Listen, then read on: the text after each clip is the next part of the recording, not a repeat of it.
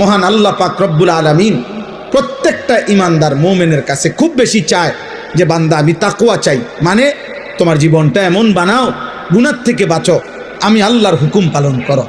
এই কথাটা আল্লাহ বারবার বলছে কোরআনে, ইয়া আইয়ুহান নাসুত্তাকু রাব্বাকুম, হে মানব মণ্ডলী আল্লাহকে ভয় করো, আল্লাহকে ভয় করো।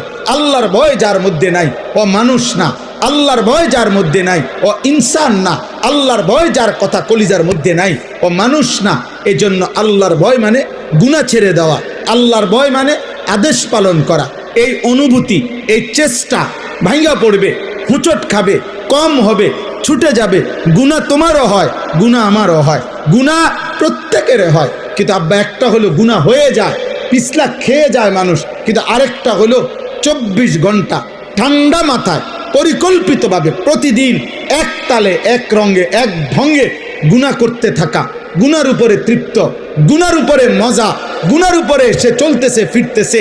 এটা কোনো মুমিনের পরিচয় হইতে পারে না, এটা কোনো মুসলমানের পরিচয় হইতে পারে না। তুমি গত 3 মাস নামাজ পড়ো 5 ওয়াক্ত, আজকে 1 ওয়াক্ত ছুটে গেছে, হইতে পারে।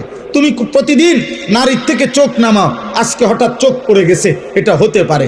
তুমি সবসময় সুন্দর করে কথা বলো, আজকে হঠাৎ জিদ্দের কারণে গালি দিয়ে ফেলছো, এটা হতে পারে। কিন্তু প্রতিদিন সুদ, প্রতিদিন কিস্তি, প্রতিদিন ওজনে কম দেওয়া, প্রত্যেক দিন গালি, প্রতিদিন নর্তকী দেখা, নাটক সিনেমা দেখা, প্রতিদিন ফজরের নামাজ পড়া, প্রতিদিন বেপর্দা চলা, প্রতিদিন নাটক সিনেমায় নর্তকীর নাচ গান দেখা, এটা খোদার কসম এটা কোনো মুসলমান সুস্থ স্বাভাবিক মুমিনের পরিচয় হইতে পারে না।